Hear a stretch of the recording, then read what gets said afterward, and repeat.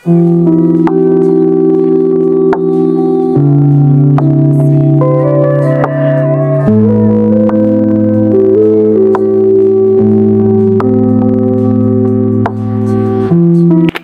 नेपालगञ्ज हो नेपालगञ्ज आएको